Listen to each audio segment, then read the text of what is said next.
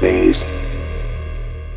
All right, folks, greeting. Welcome to another super very special episode of Dr. J Radio Live. Of course, I'm your host, Dr. J, broadcasting from the City of Angels, or City of Demons, depending upon what you want to call it.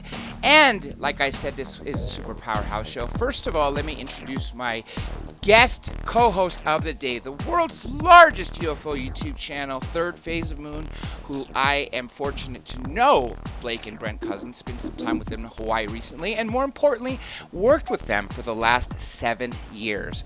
So, with that being said, Blake, are you on the line? Yes, sir. Good to be here with you, Dr. J. All right, excellent. Now let's introduce our two guests. This first one is a returning guest. He is someone who also speaks Greek, and you may have heard us speak Greek on air. And you all know him, so I really don't need to give that much background information. So with that being said, Yorgos, welcome back. Kapuli, wonderful to have you to be back, and good to hear your voice again. It's always a pleasure, Giorgio. Always a pleasure. Okay, and we have the creator of Ancient Aliens, Mr. Kevin Burns, live with us. Kevin, welcome to the show. Hi, nice to be here. Thank you. Pleasure is all ours. Now, I'm going to start with you, Kevin. What was the basis to start this show? Because you are the creator. It really came out of an Indiana Jones documentary that my company was hired to do by Lucasfilm when the Indiana Jones and the Kingdom of the Crystal Skull came out. And we did a 2-hour documentary special for the History Channel, and they wouldn't tell me anything about the movie, but when I saw the trailer and I saw the poster, I figured correctly, as it turned out, that they were going to, it was really the crystal skull and the elongated head, but it was about aliens. And so, without knowing much about the movie, I decided to approach the documentary in the style of a documentary I had seen when I was in high school, and it was called Chariots of the Gods, based on the Eric von Daniken book. And so, and the movie, the documentary, like the book, was a series of rhetorical questions. So that's how I approached this Indiana Jones documentary and did it in what I recalled as the style of this documentary. And in doing that, I asked my producer, I said, find me the American equivalent of Eric von Daniken, because I wasn't even sure at the time that Eric was still living. And my producer, Nikki Boella, tracked down Giorgio, and Giorgio appeared in that documentary for Lucasfilm. And then after it aired, and it was very successful, I asked to meet with Giorgio, and he came up from San Diego to Hollywood to meet in our offices, and we hit it off, and I decided then and there I wanted to do some kind of a show with him. And then when I mentioned this to the people at the History Channel, who had aired the Indiana Jones documentary, they were very keen on the idea of doing a 2-hour special on Chariots of the Gods. And, of course, through Giorgio, I did meet over the phone with Eric von Daniken. We had his blessing to pursue it. And we did a 2-hour show. We called it Ancient Aliens. But it was basically my version of an update of Chariots of the Gods. And it did hugely well, so well that they kept coming back to me going, can you do 5 more 2-hour shows? And I said, sure. And then they came back and said, can you do 10 more 1-hour shows? And I said, well, I'm out of pyramids and Nazca lines, but I'll see what I can do.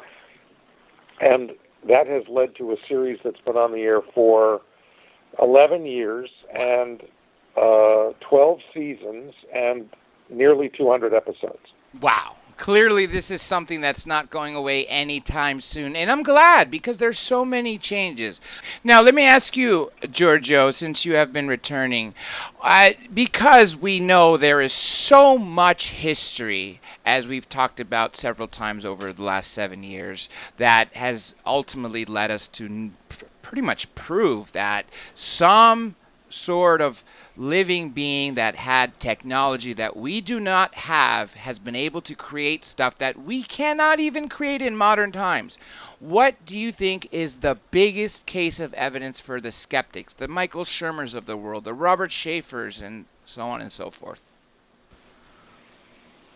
Well, unfortunately, not a single example, because I have spoken to those people, and you could take them to another planet, and they would still say that it's a conspiracy and it's fake. So, I always go to Pumapunku in South America, which is about 500 yards away from Tiwanaku. We're at an altitude of almost 13,000 feet. Wow. And there you have these amazing pieces of stone, blocks of stone that have been cut with such precision that we today could only replicate it with high technology such as water-powered jets, and we would cut it with high-powered jets. And we're talking about andesite blocks and also red sandstone. With the red sandstone, that is a soft stone. Yes, you can cut it with your fingernail, not a problem. But the problem with the red sandstone blocks is that they are incredibly, incredibly heavy, and at an altitude of 13,000 feet, there never were any wooden logs that the archaeologists suggest were used in order to, move these things around on wooden rollers.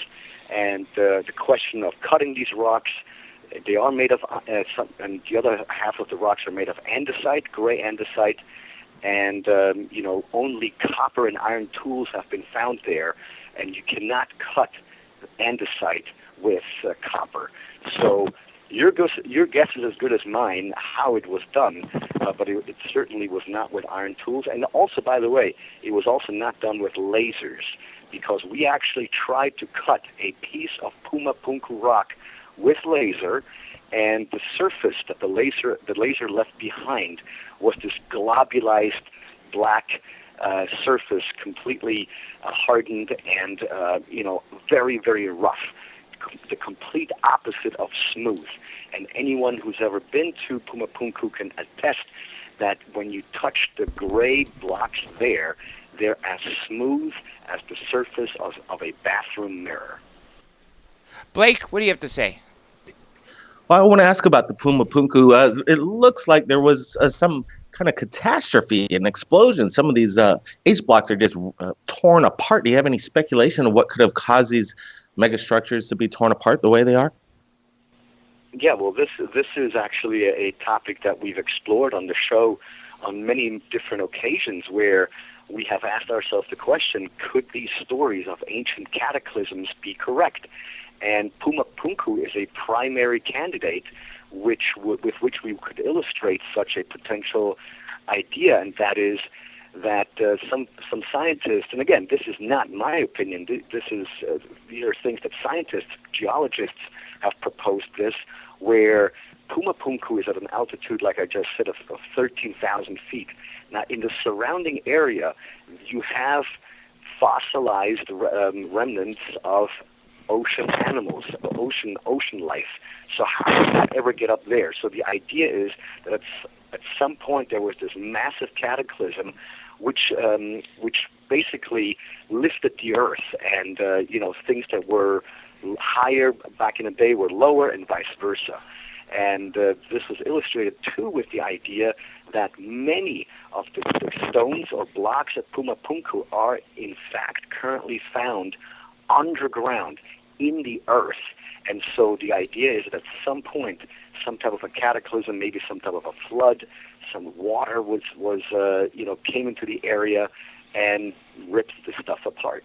And this implies, if this were true, that would imply an extreme antiquity of at least 10,000, if not more, years old. Blake, you have a final comment before you go? Yeah, I want to say, what about a possible solar blast? Some people are speculating 10 to 12,000 years ago, there was a solar blast that hit planet Earth and tore everything apart. Sure. Yeah. I mean, all of these ideas and propositions are possible.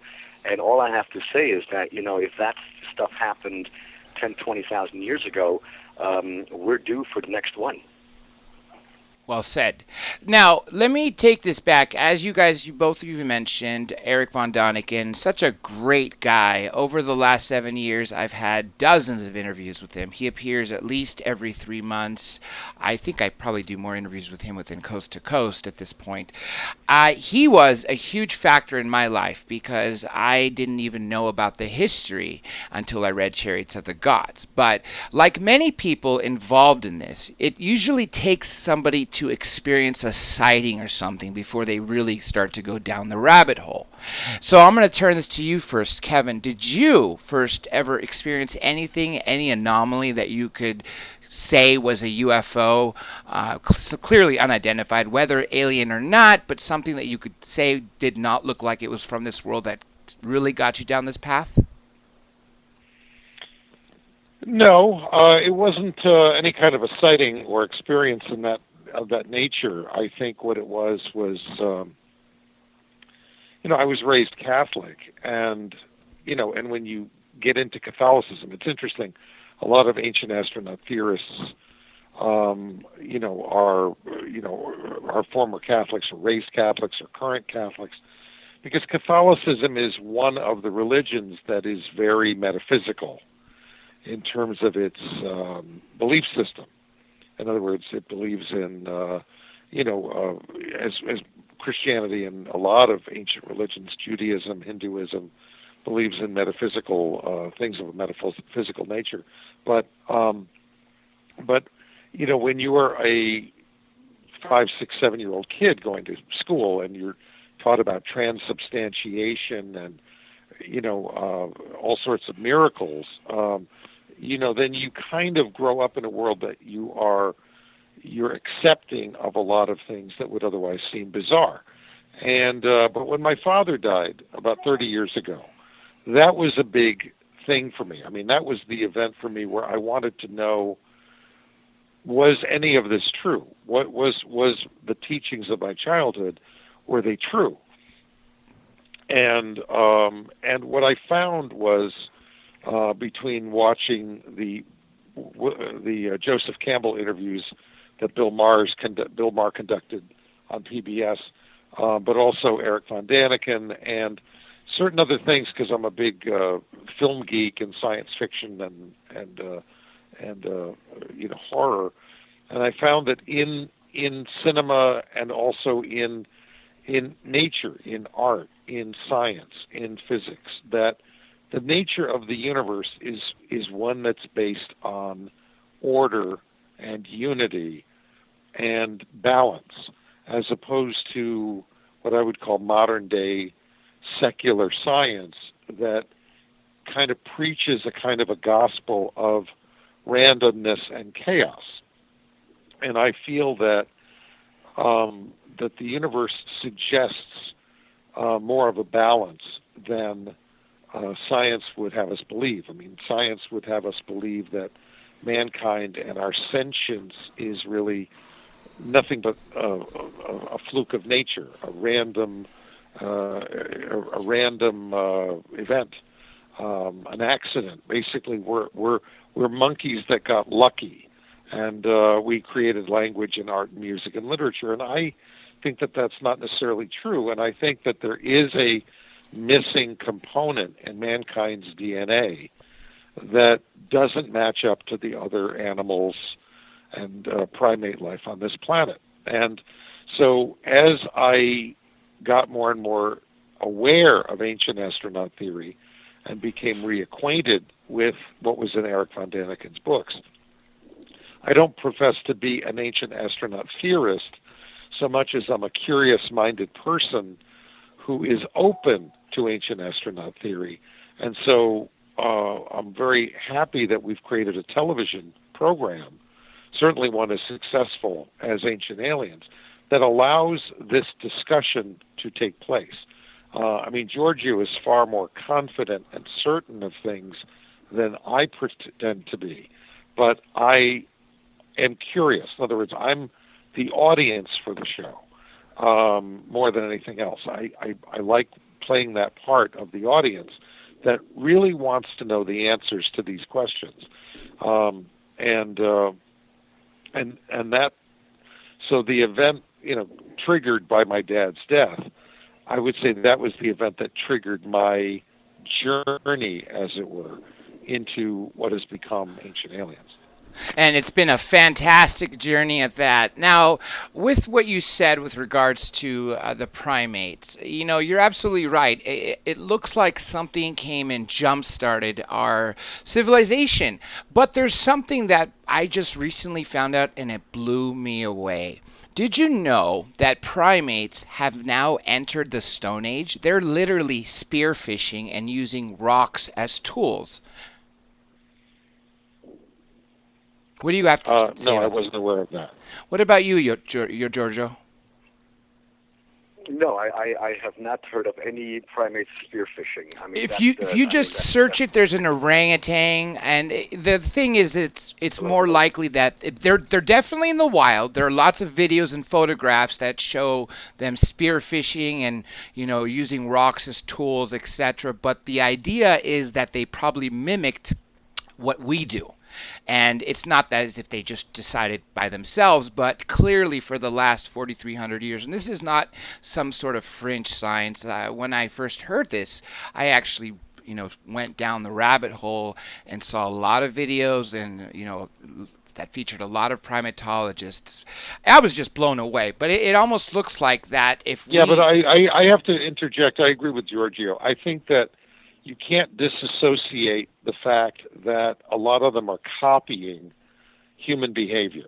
Yes. And there's an awful lot of anthropomorphism that goes on, where we want to ascribe to animals human traits, like language and sentience and things like that.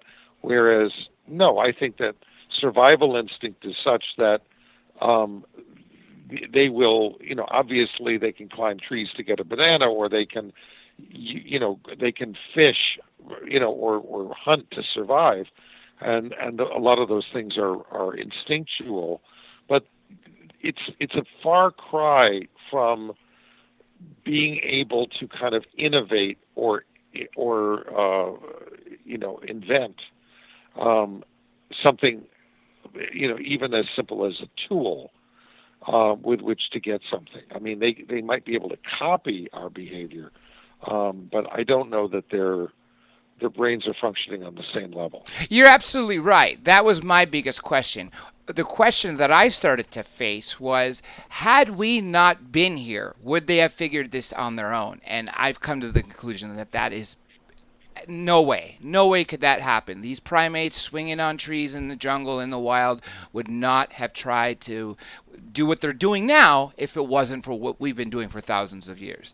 Now, let me... Yeah, I mean, again, evolution does play a part. I mean, I don't think that ancient astronaut theory, if I can speak on behalf of ancient astronaut theory, but I don't think ancient astronaut theory disregards evolution. I don't think ancient astronaut theory disregards science.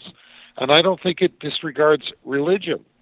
I think what it does, in a weird way, in a profound way, is embrace and allow truth in all of these various disciplines. In other words, somehow science has gotten into this mindset of disassociating itself from religion or faith or the metaphysical. And whereas I think ancient astronaut theory reconciles these things by suggesting that, yes, of course, evolution does play a role, but there's something else that plays a role. Now, whether that's intelligent design, whether that's the innovations of, quote-unquote, God, or whether that is an extraterrestrial intervention, that's what the show kind of causes you to investigate and reflect on. In other words, that's where we want people to go in terms of thinking and coming up with their own opinions as to what could very well have happened, but to introduce the fact that it's much more complex than we've been taught. Oh, absolutely. And I think right now the fact that one of the reasons why it's so successful are because of the times. I don't think this would have worked, say, 30, 40 years ago. Unsolved Mysteries was a great success, but, when it featured content like this, that was maybe 10% of the show at most. Now, not only do we have Ancient Aliens, we have every major cable network. We have National Geographic, Discovery, Travel Channel, Destination America, things like that that are definitely pouring lots of money into shows like these. And what I've noticed too is that actually, what they're doing is pouring money into shows trying to copy Ancient Aliens. That's what, because, and I don't say that disparagingly, but either they're trying to react to or kind of refute, or they're trying to copy. But the success of Ancient Aliens, trust me, I cannot. I don't think it's overstating it to suggest that I've been approached by so many different networks, each wanting their own version of Ancient Aliens, and I'm proud of the fact that Giorgio and the contributors that we have, David Childress and Nick Pope and a lot of the other people. I think they would acknowledge, and you can ask Giorgio, that we're much more open and much more, in other words, certain networks have certain obligations. Like, for example, I was talking to a colleague at the Science Channel, Discovery Science, and he said, well, we did a show on alien mummies and it didn't do a rating, and we don't know why. And I said, well, did you put skeptics in the show? And he said, well, of course, we're the Discovery Channel. We have to put skeptics. I said, if you were doing the birth of Jesus, would you put skeptics in the show? And he looked at me, and silence, right? I said, well, there's your answer. I said, if you want people to indulge in a theory or a thought, why deliberately undercut the theorist or the audience by suggesting that everything you're telling them isn't true? I said, what you want to do without being irresponsible is to present it, make sure you present it as theory, but let them come to their own conclusion. You don't need somebody to come in 12 seconds later to say, well, there's no proof. Well, most theories have no proof. The Big Bang does not have proof. That's right. It's a theory. Theories have evidence. Theories have evidence. They don't have proof. Theories have to be tested through multiple different times and reaching the same result before they leave being a theory to actually being a scientific fact. Right. And so ancient astronaut theory is a theory based on very compelling and difficult to refute evidence. And it's the evidence of things like, you asked about what would you show a skeptic. I'm different than Giorgio. He goes to Puma Punku. I go to the Great Pyramid. The Great Pyramid to me makes absolutely no sense as a structure. It certainly doesn't make any sense as a tomb or a temple. It does make more sense as a very old, possibly 10,000-year-old or older structure that may very well have been, at least the evidence that we've presented has compelled me to believe that it could very well be a power plant. And once you embrace that notion that it could be a power plant, then all bets are off in terms of what the capabilities of ancient humanity may have been capable of, in a prehistorical setting. Now, was that extraterrestrial in nature or influence? That I don't presume to answer, other than we live in a very wondrous world, and a lot of things that have been presented to us as fact, I would suggest we go back and start putting question marks at the end of them. Oh, absolutely. Like, for instance, saying that the Egyptians were the civilization that was before others. Well, just recently was on the news that Greece, they found more, and Giorgio, you might know this, 2600 BC, what looks to be marble pyramids on an island in the Aegean Sea.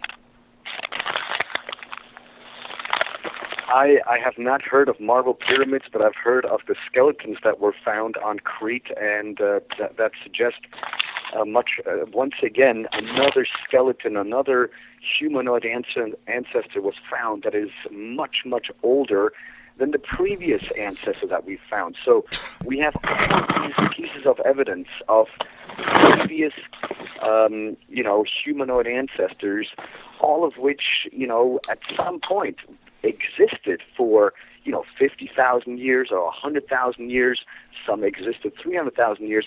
You have to ask yourself the question, what were they able to accomplish in 300,000 years? There's really no record left. And then sometimes we find these so-called parts, these things that have been found at very deep levels of soil, and you have to wonder, how did it get down there? And so people like Graham Hancock, for example, are proposing that this planet has had multiple super civilizations like ours before our chronology began.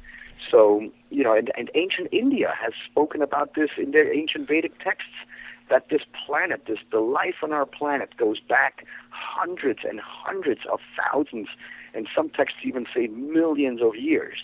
And, sometimes you have to look at these things and wonder, what did they all mean? Were all of our ancestors really out to lunch?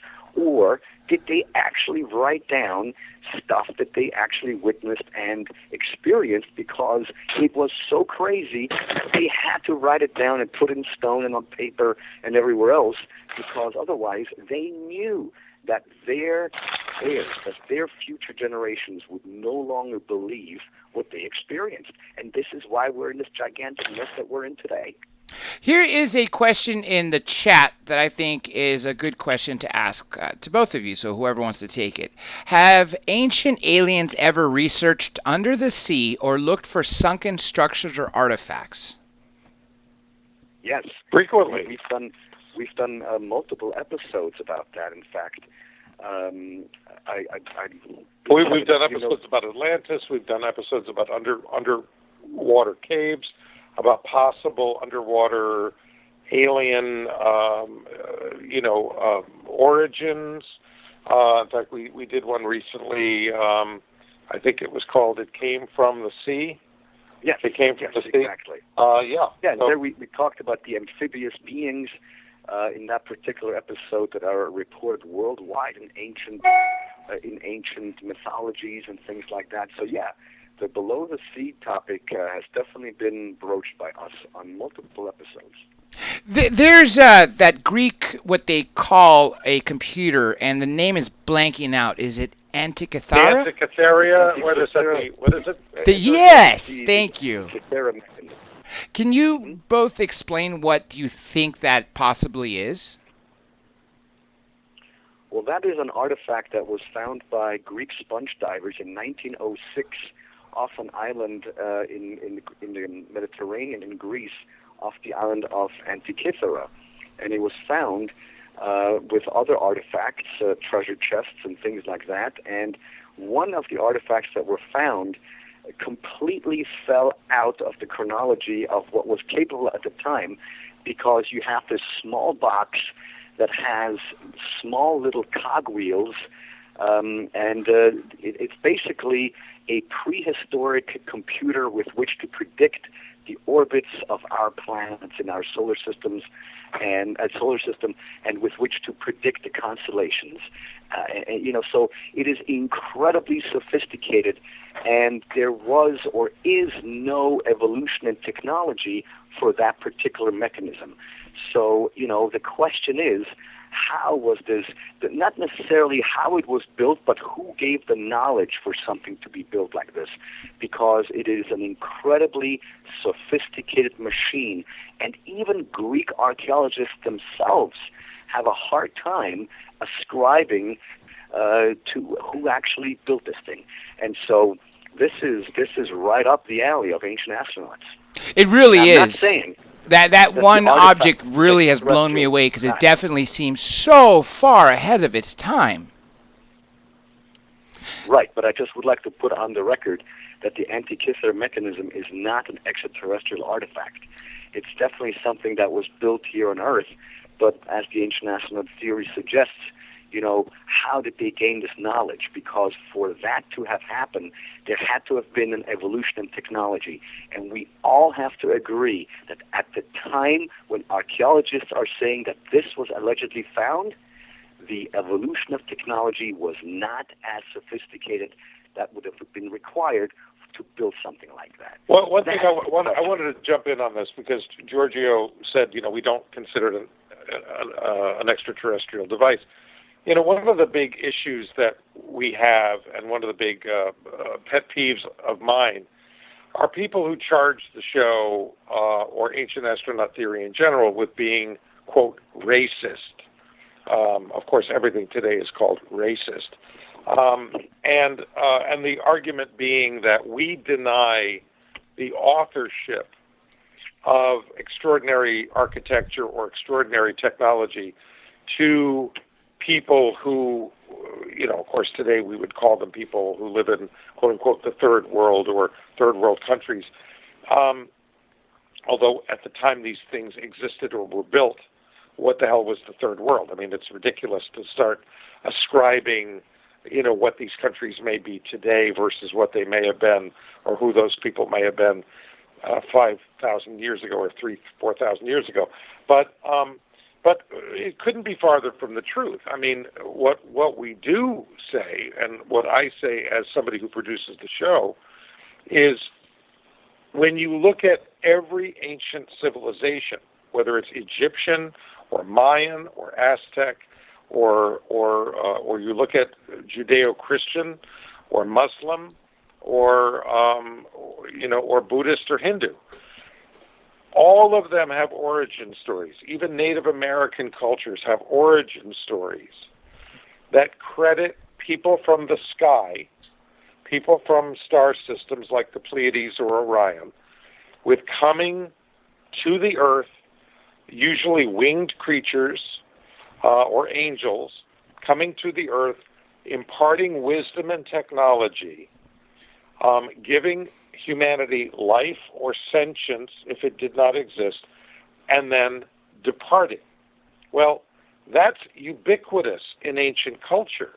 All our show attempts to do, and we've said it in the prologue for most of the last 11 years, is what if it were true? When we say at the beginning of the show, billions of people around the world believe we have been visited in the past by extraterrestrial beings, what we're doing is acknowledging religion and saying, because all religions are based on the concept of extraterrestrial beings, not necessarily big-headed, almond-eyed green aliens, but creatures from other worlds coming here.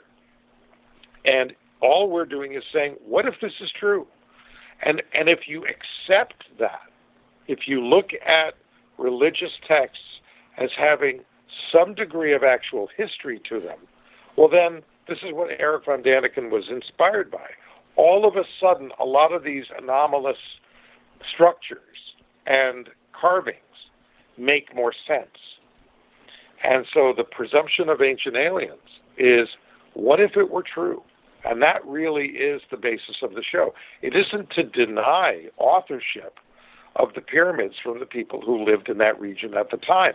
We could call them Egyptians. I don't know that they called themselves Egyptians. But we're not denying the spectacular technologies to mankind. What we're saying is there may have been something in addition to mankind at work. Does that make sense, Giorgio? Is that fair? Well, yes, absolutely. And the idea is can be summed up very simply by saying that, if human ingenuity really were everything, and this is what we're accused of, that we are denying human ingenuity, well, then you know what? We need to abolish any and all teaching position around the world. We should abolish all schools. We should abolish all universities. We should abolish all teachers because, if human ingenuity were such an ingenious thing, well then, we can learn anything by just staying in a room, and it'll come to us through osmosis. Yes. And the truth of the matter is that is not the case. We are all the product of one thing: education, teachers. Your parents were your first teachers. Then you went to kindergarten, then to elementary school, and then on to middle school, high school, and maybe to university or whatever. But even if you didn't go to university, you go then get your first job. At every step of the way, somebody has to teach you something. So the idea that everything on earth started out of a vacuum, that is the struggle for me, because that is not even possible today, because we all need instruction. We need to be taught, reinforced learning. So all we are saying is that these extraterrestrials were our teachers. That is it. And the last time I cannot remember that I was upset at a teacher, because I've only had good ones. That's all I have. I could definitely agree with you there, Giorgio. Same thing with me. The teachers are who essentially molded me in my mind into what I am today.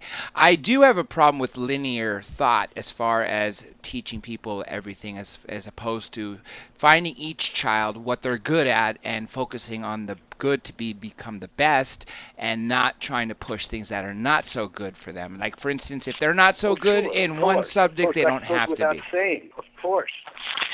No, let me ask you about... Every child should be fostered. Yes, amen. Amen to that. Now, I know we are already over time, so I'll try to make this quick. Let me ask you both about angels. I've always had the perception that the people who were drawing angels 1,000, 2,000 years ago, etc., with wings, may not necessarily be telling us that these beings had wings, but were trying to represent the fact that they had the ability to fly, possibly even in a craft. What do you guys say about that statement? Yeah, absolutely. In fact, we've explored that concept on the show on multiple occasions, where it is a fact that, for example, in the Bible or in the Christianity, the first renditions of angels with wings only came about 350 A.D. Before that, there were no wings or winged beings in Christianity. The only other winged beings that you can find was outside of Christianity. For example, with the Sumerians, with the Anunnaki, and with those winged statues and carvings that you can find. And I completely agree with you, Dr. J, that was a way of our ancestors to brilliantly illustrate that these beings had the capability of flight. Whether or not these beings actually sprouted wings from their back, I don't really care about this. What I care about is that they try to tell us something that so blew their mind, they had to put it in stone in order for us to, or for future generations to see this. Otherwise, and I've mentioned this before, they said to themselves, nobody will ever believe us, because they themselves knew that what they experienced was out of the ordinary, because they were a people of nature back then, much, much, much closer to nature than we are today. Do you really think that they were not able to differentiate between the disk of the sun descending from the sky or an actual shining disk that they said looked like the sun and never said it was the sun or it is the sun? So our ancestors were very specific in telling us exactly what was going on, but in what we decided to just look the other way and say, come on, those guys, they were just smoking dope and drinking too much of their first produced beer, and so they came up with fantasy stories. Well, any reputable psychiatrist and psychologist will tell you that not a single idea is born out of a vacuum. You can't start from zero and then all of a sudden create something magnificent. There had to have been a spark of inspiration. And according to the ancient astronaut theory, that spark, the initial tools, were given to us. And by tools, I'm not referring to physical stuff. I'm referring to, wisdom, just ideas about life. That was given to us by blood. extraterrestrials. There's something that Eric von Däniken tells me that always resonates with me that I always like to put out there. Especially for those who still believe that what was written, like for Greeks, right? That they wrote mythology. And I was always tell people to read it literally. Don't think it's just someone making up their story. And what Eric von Däniken said, at that time, the people who could read or write were usually the aristocrats of society, people very close to the king or emperor. If they were not writing what was actually happening, and the very first words that they were ever to write was a story, a novel, a fantasy, they would be beheaded. And I think that is so very true. They were writing down what they were seeing. What do you guys say about that? No, absolutely, and I'm glad you mentioned Greece again, because Kevin mentioned, how we're always attacked in all of these things. The ancient astronaut theory suggests that any and all ancient cultures were visited, including the ancient Greeks and the ancient Scandinavians, and that is slap dab in the middle of Europe. So also Europe was visited by extraterrestrials. All those stories you hear in the mountains of Austria and Switzerland about those magical trolls and the fairy folk and all this, in the ancient astronaut opinion, though, that is all related to extraterrestrial visitation. And so this idea that only people in South and Central America and Africa had help from ETs is complete nonsense, because any and all ancient cultures, as Kevin was mentioning earlier, have the exact same origin story. Someone or something descended from the sky, a so-called cosmic egg.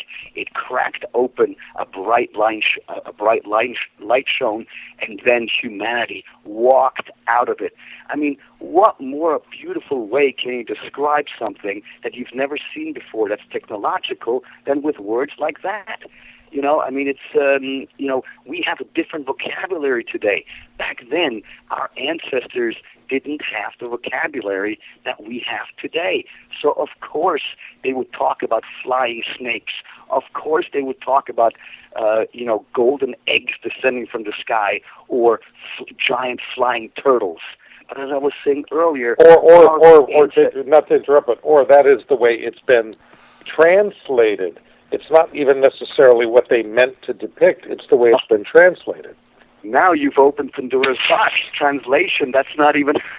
Man, that right there could be an entire episode, because we know for a fact that translation errors have been done 1,000 times in thousands of texts. So you're absolutely correct, Kevin. Of course, it's also a matter of translation.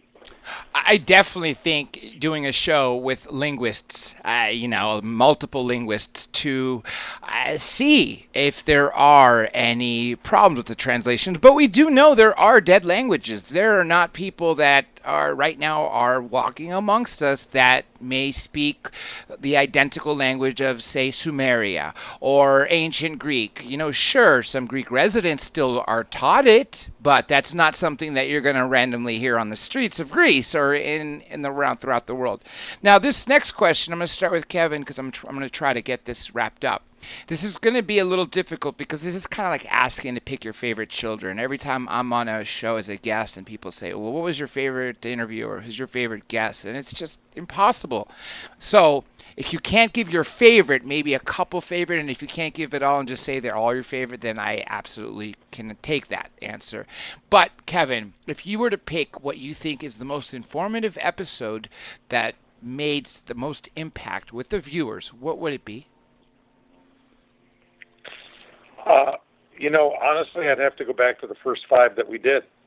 Those were fantastic. The first 5, there was the 2-hour special, but I'd say what we call season 1, which were the 5 2-hour shows. The way we came up with those is the network had come to me after the first 2-hour show, and they said, can you do 5 2-hour shows? And I said, well, how are you going to air them? And they said, well, once a week. And I said, do you hate me? And they said, what do you mean? I said, well, no one's going to watch a 2-hour show every week. And, of course, I was totally wrong, and they did. But in trying to approach how am I going to do a 2-hour series that airs 5 times, I came up with the idea of the 5 rhetorical questions that we used to show at the beginning of every episode, which was, who were they, where did they come from, what did they leave behind, where did they go, and will they return? And so we used that for the foundation of each of the 2 hours. And I think that even though each episode was fairly general, meaning it was more of a survey of what we've now gone back over the years and done what I'd call deeper dives into, deeper and deeper into each topic. But those first 5 2-hour specials that were the basis of season 1, I think really set us on a tremendous course and set a standard that we still go back and revisit. I mean, those shows are still airing on the network.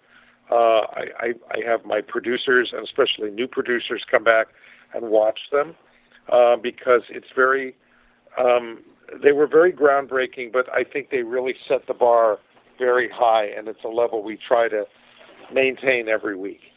Well said, because Kevin, those are my favorite. Those, after the first 2-hour special, when you had those 10 hours, the 5 episodes, those 5 episodes were my absolute favorite. I still watch every episode to this day. I am absolutely caught up, and I love all of them. There's not a single one that I say, oh, this is boring, let's change the channel or drop it or stop recording, nothing like that. They're all amazing. But for me, it was that first season. What about you, Yorgos? I would have to agree with Kevin, and obviously Kevin and more than I, we watch the shows as they are produced and as they go through different cuts. And so personally, I really have to say what you said at the beginning, that they're all like my little children, you know. So each episode, in my opinion, has an important, at least 1 or 2 important pieces of information in there that have not yet been explored on other shows. So, this is also, I'd love to, thank not only the audience, but also, the team behind Prometheus, the producers and the writers that we have. They're tremendous researchers, and, we can all be very, very happy and lucky to be working with Kevin and Prometheus. Well said, and really congratulations to both of you for such amazing success. This is what I believe the biggest thing ever to happen in History Channel, and 10 years from now, 20 years from now, when they look back, this will be going down, what I believe, as the biggest show on History Channel, if not on cable ever. Now, since we are out of time, let me ask from both of you, and just please hang by off air for a quick moment. If you have a final message to everybody, what would it be? Let me start with Giorgio, and then I'll go to Kevin. A final message, keep your eyes peeled to the sky, always. That's what I say. Okay, Kevin, what would you say to everybody? I would say keep your mind open. I think we live in a wondrous world. I don't think we've answered all the questions we're here to keep asking. And I think that the purpose of life is to keep learning and keep challenging. And when somebody tells you they have it all figured out, I would say then go back and check the math, because they probably don't. Well said. And I always say this at the end to everybody: keep your eyes in the sky, but most importantly, that everybody, don't be passive. Be an active researcher. If you're watching Ancient Aliens and if you know somebody who may not know about these topics but has an open mind, introduce them to that. Disclosure, folks, is in your hands. With that being said, be sure to keep watching Ancient Aliens. And of course, if you want to know anything about this show, Dr. J Radio Live, the only thing you have to remember is the name of it, folks. Every single social media account is the same, at DRJ Radio Live. With that being said, this is Dr. J along with Kevin Burns and the one and only Giorgio Tsoukalos, and we are going off air. Hi, this is Kevin Burns, creator and executive producer of Ancient Aliens, and you're listening to Dr. J Radio Live.